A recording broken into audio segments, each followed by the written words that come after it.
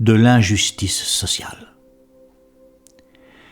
Il y a des misères sur la terre qui saisissent le cœur. Il manque à quelques-uns jusqu'aux aliments, ils redoutent l'hiver, ils appréhendent de vivre. L'on mange ailleurs des fruits précoces. L'on force la terre et les saisons pour fournir à sa délicatesse. De simples bourgeois, seulement à cause qu'ils étaient riches, ont eu l'audace d'avaler en un seul morceau la nourriture de 100 familles. Tienne qui voudra contre de si grandes extrémités. Je ne veux être, si je le puis, ni malheureux ni heureux, je me jette et me réfugie dans la médiocrité. Il y a une espèce de honte d'être heureux à la vue de certaines misères. L'on voit certains animaux farouches, des mâles et des femelles répandus par la campagne, noirs, livides et tout brûlés du soleil, attachés à la terre qu'ils fouillent et qu'ils remuent avec une opiniâtreté invincible. Ils ont comme une voix articulée quand ils se lèvent sur leurs pieds, ils montrent une face humaine. Et en effet, ils sont des hommes. Ils se retirent la nuit dans des tanières où ils vivent de pain noir, d'eau et de racines. Ils épargnent aux autres hommes la peine de semer, de labourer et de recueillir pour vivre, et méritent ainsi de ne pas manquer de ce pain qu'ils ont semé. Si je compare ensemble les deux conditions des hommes les plus opposés, je veux dire les grands avec le peuple, ce dernier me paraît content du nécessaire, et les autres sont inquiets et pauvres avec le superflu. Un homme du peuple ne saurait faire aucun mal. Un grand ne veut faire aucun bien et est capable de grands maux. L'un ne se forme et ne s'exerce que dans les choses qui sont utiles. L'autre y joint les pernicieuses. Là se montre ingénument la grossièreté et la franchise. Ici se cache une sève maligne et corrompue sous l'écorce de la politesse.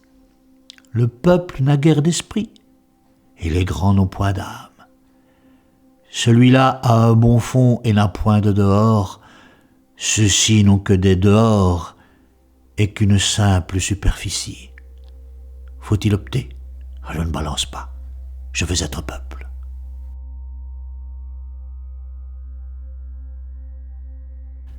Le texte est extrait d'un ouvrage célèbre de Jean de la Bruyère et publié pour la première fois en 1688 sous le titre « Les caractères », lequel annonce une étude des mœurs de cette époque. L'auteur observe en effet ses contemporains et tout y passe, toutes les catégories, toutes les couches sociales, toutes les manies, modes et coutumes, sans rien épargner ni personne.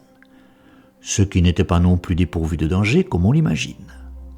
D'origine bourgeoise, avocat de formation, Jean de la Bruyère approcha le beau monde aristocratique en devenant, en 1686, à Chantilly, l'un des précepteurs du duc de Bourbon, descendant du Grand Condé, cousin de Louis XIV, dont il avait épousé l'une des filles. C'était un jeune homme contrefait, d'une grande méchanceté, imbu de sa personne et de son rang, un des plus hauts dans l'aristocratie française.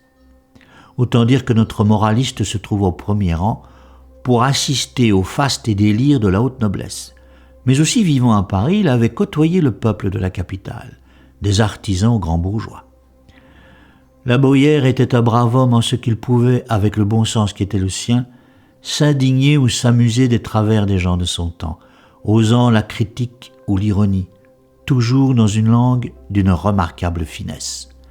On est très étonné en même temps, sous le règne d'un Louis XIV, roi ombrageux, de lire une telle critique des injustices de ce temps. Peu s'y était risqué, et il y avait de quoi avoir peur, car on s'exposait non seulement à l'hostilité du roi, mais surtout à la vengeance de ceux dont on avait osé dénoncer la bêtise ou la méchanceté. Dans notre extrait, la Bruyère s'émeut en quelques mots de l'extrême pauvreté des paysans, dont l'humanité n'apparaît pas de suite, et de l'effroyable égoïsme des riches, c'est-à-dire les grands, les nobles en un mot, dont l'humanité n'apparaît pas non plus tout de suite. L'immense majorité des Français était alors fort démunis, sans instruction, et piégés par la rigidité d'une société très lente à évoluer, comme l'ont démontré les comédies de Molière, les fables de La Fontaine ou plus simplement les Beaux-Arts, au sein desquels la critique des injustices n'ose guère pointer le bout de son nez, ou alors rarement et toujours à petit bruit. Les dénonciations de la Bruyère ont un émouvant écho aujourd'hui, car le monde n'est pas délivré de l'insupportable pauvreté des uns, comme du luxe indécent des autres. On peut aujourd'hui dénoncer plus librement, pas partout on le sait, mais les injustices sont comme l'hydre immortelle des légendes, dont les têtes coupées ne cessent de repousser.